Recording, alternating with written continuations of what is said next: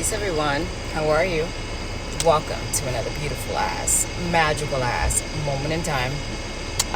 Spare the moment. Wasn't planning on going live, but since we're live, what's up, y'all? Look, today's Passover, and there are so many things that are happening in front of your eyes that you are oblivious to, that you should really be paying attention to. It's pretty deep because the shift that we're going through right now is shifting us out of times of laziness.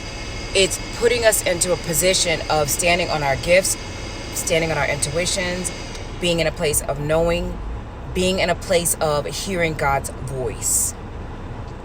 Now, God speaks in many ways, and one of God's languages is consistency. And consistency usually consists of repetitiveness. Usually God speaks in threes, so out of the mouths of two or three, all is established. A lot of times God will show us signs and symbols and synchronicities and things that we are to pay attention to and things that we are to do. But because of the hardening of our own heart, because of us not wanting to let something go or someone go or a situation go, us being in a place of determining to do it our own way, we will miss a lot of God's affirmations. What I have found to be very tickling in this hour, but yet questioning, but yet hurtful in many ways, is being able to tap into the feelings of God and being able to really see why God is getting ready to smite this land. It's very interesting because there's a lot of the old guard who went to church and who may not have even gone to church, but is in this energy of dressed up but messed up. And so many people profess to love God and to wait for God, but yet they deny the power thereof. It was interesting because I went live from the Promised Land the other day, and a girl left a comment saying, "Are you okay?" And I said, "Are you okay?" Because so many people have no clue what the power of God consists of, that the anointing is so strong that it breaks strong ties, it breaks strongholds, it breaks yokes. And the yokes on people's minds have become so conditioned and so hardened to where when the power of God is moving, it's questionable. If a witch is moving, it's not questionable. Everybody wants to know, ooh, what does a witch say? What is a witch doing? Can I look into my future? But when you really look into the future and God reveals to you such a thing for such a time as this, many of y'all remain perplexed, but yet you're in this energy of prove it to me. It's very deep because God has given me several warnings to give to several different people. And the first thing that I will hear from these specific people is, I don't know. I'm going to wait on God. I'm just waiting. I'm trying to hear from God. But it's interesting because these are people who are part of the old guard. And remember, I told you the old guards are the ones who are responsible for making the entire world hate God because of their having the form of godliness but denying the power thereof. See, it is written that when you believe a prophet, you shall receive a prophet's reward. But so many people, when the prophet comes along, they've been miscombobulated by false prophets and soothsayers and lies and storytellers alike that no one even knows what's what anymore. But what's very powerful about the move of God is when God's moving, baby, ain't no question about that. When the Spirit of God is moving on your life, through you, to you, around you, no, you can't fake that. You could claim you spiritual all day. But trust me when I say, when the tests come along, when you get them real tests, that's where I've truly found that there's a lot of people out there faking the funk. A lot of people. And it's sad because so many people want to hold on to their comfort zones. So many people want to hold on to, I can't leave this or I can't leave that, or what would I do without him, or what would I do without her? But baby, I'm telling you right now, mark my word.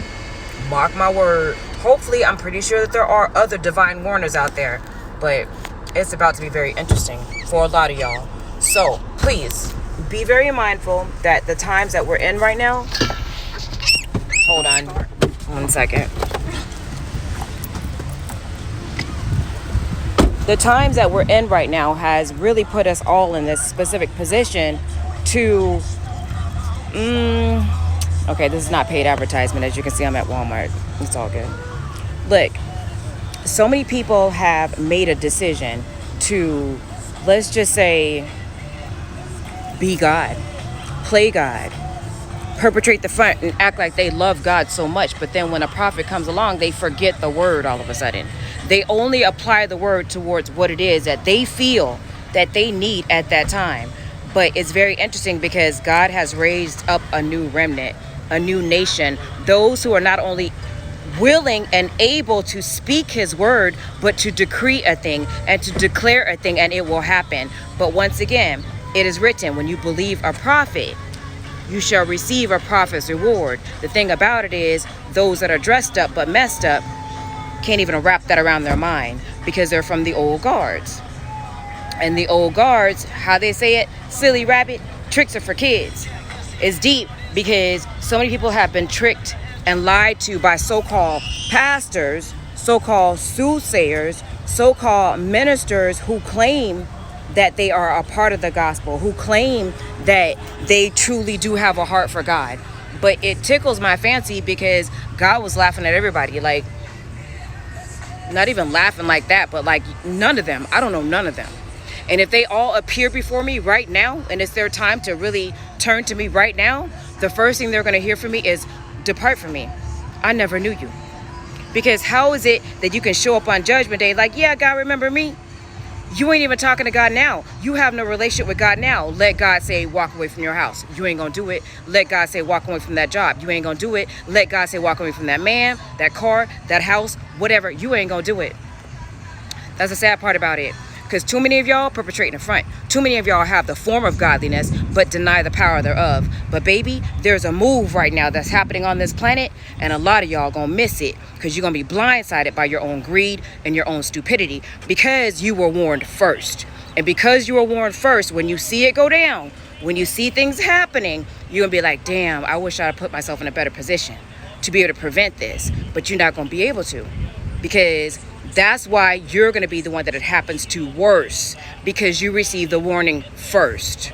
So, once again, whatever it is that you holding on to, that you have made your God in this hour, God says that hopefully that God of yours is going to save you, because God is surely going to smite this land. And I know for a fact, ain't none of y'all ready for this one. None of y'all.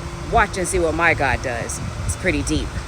Deeper than Atlantis, deeper than the deepest sea.